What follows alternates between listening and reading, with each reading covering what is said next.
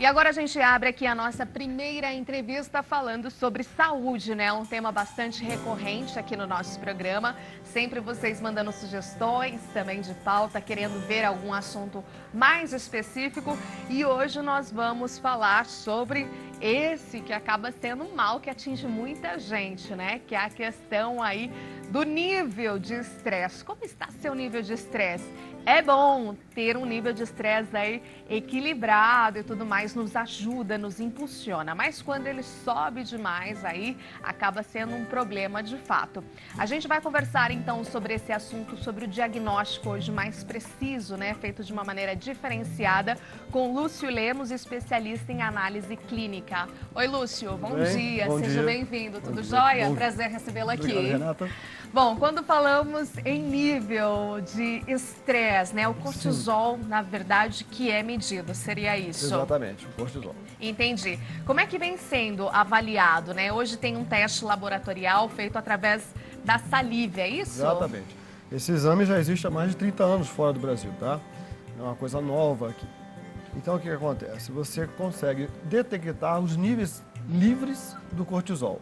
Porque até então a gente dosava como? Colhia o sangue e você tinha ali uma quantidade X de cortisol.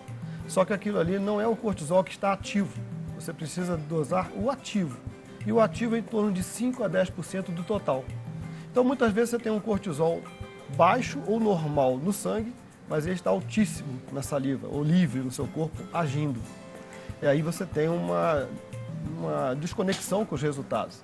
Quando você faz na saliva, você tem exatamente o que está ocorrendo com a pessoa. Entendi. Tem algumas maneiras, né, de você fazer essa coleta, algum horário do dia mais preciso, mais específico, né? Como é que funciona isso? Sim.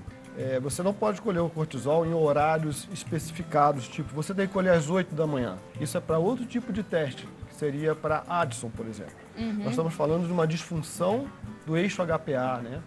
Então, o que acontece? Você tem que fazer a curva.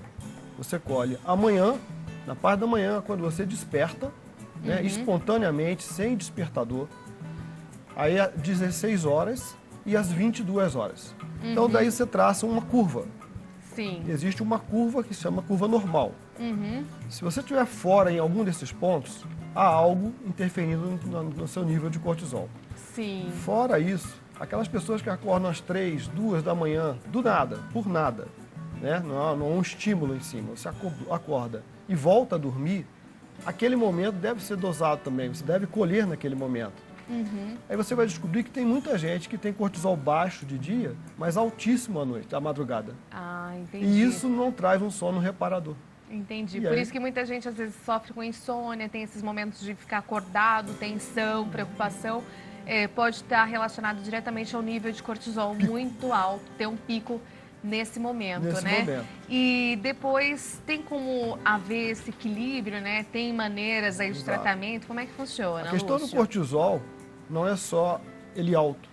Existe muita gente com sintomas de depressão porque o cortisol está baixo. É isso que eu ia falar, por isso que é bom também ele tá um pouquinho alto Então, ali, querido, equilibrado, tem na uma verdade, faixa né? normal. Sim. E isso aí você consegue com mudança de estilo de vida, né, hábitos. Muita gente come carboidrato à noite e isso dá um pico de cortisol na madrugada. O sono durante o dia é um sono com micro despertares e a pessoa não percebe isso. No dia seguinte ela está cansada, não consegue trabalhar, não tem ânimo. E aí você acha que é porque o cortisol está baixo durante o dia, mas é porque ela não dormiu.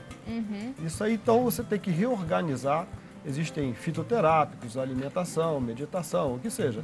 Exercícios físicos, Exercício né, para físico, controlar. evitar a alimentação muito tarde, né, da noite, que isso vai ativar também mais cortisol. Entendi. E evitar atividades noturnas que vão gerar muita luz, por exemplo. Entendi.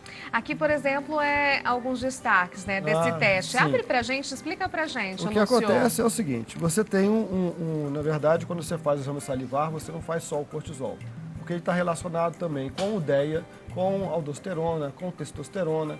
Então, o médico pega o resultado e faz um mapeamento de hormônios livres do paciente, que são os hormônios que estão ativos. Você pode ter um hormônio normal agora, mas por questões de metabólicos, você está com o teu hormônio livre baixo demais. Então, você tem uma testosterona normal no sangue, mas baixa na saliva. Então, como é que pode? Entendi. É por isso, essas alterações. Sim. No kit vem 4 tubinhos. Você colhe esses tubinhos nos horários que estão pré-determinados. Lá dentro tem uma informação de como você vai proceder. Você não pode se alimentar 2 horas antes, aquelas questões todas. O paciente colhe a saliva e manda via correio ou transportadora para o laboratório. Lá aquilo é dosado e você tem os laudos, né? Que o médico vai poder fazer a análise. Entendi. Muitas pessoas têm buscado, né, isso como alternativa ao invés do exame de sangue. Você falou que lá fora já é bem colocado, enfim, as pessoas buscam mais. Então, tem usado mais esse exame ao invés do de sangue ou acabam complementando o outro também? Exatamente. Na verdade, você faz os dois e a correlação que se encontra com os dois vão te dar um mapeamento do que está acontecendo com o teu Entendi. exame. Agora, Lúcio, mulheres, por exemplo, que tem o hormônio, assim, muito, às vezes, porque tem a faixa ali, quando, dependendo da idade, mulheres que estão grávidas, mulheres pós-parto, enfim, muda muito os hormônios, né, femininos. E aí também há mudanças em relação ao diagnóstico, assim, às vezes você fez num mês, aí deu um resultado no outro, por isso que há precisão, assim, de fazer e seguir tudo muito à risca, né, porque mulher muda muito, né, até com ciclo, período menstrual, tem tudo isso. Na verdade, você, quando colhe o material, você tem um período pré-determinado. Na mulher que está menstruando, não está usando contraceptivo, você normalmente colhe no 21º dia do ciclo. Sim. Então, ali você vai pesquisar se há uma relação ruim entre a progesterona e o estradiol, que são os hormônios femininos que deveriam ter uma relação boa. Se o estradiol está prevalecendo sobre a progesterona, você tem a predominância estrogênica, que traz todos os sintomas ruins que as mulheres têm sentido, como os sintomas pré-menstruais, né, enxaquecas, essas alterações, retenção hídrica, né, por causa do excesso de estradiol em relação à progesterona. Entendi, perfeito, Então, Lúcio. É bom a gente saber, né? Porque é bom a gente, claro, ter mais ciência, né? Exato. Em relação ao nível de cortisol, que também, gente, muito baixo aí é o que pode vir a causar, né? Ser um dos destaques aí, porque você está tendo depressão, né? Claro que sempre há um diagnóstico completo, mas acaba sendo um índice ali importante para detectar isso. Muito obrigada, Lúcio. Deixa o contato para quem está em casa e quem nos acompanha via internet. A gente tem o contato do laboratório, é 32 3257 3200 e pode ser também pelo site, né? www.lemoslab.com.br. Tá ok, Tá obrigada, muito obrigado. viu?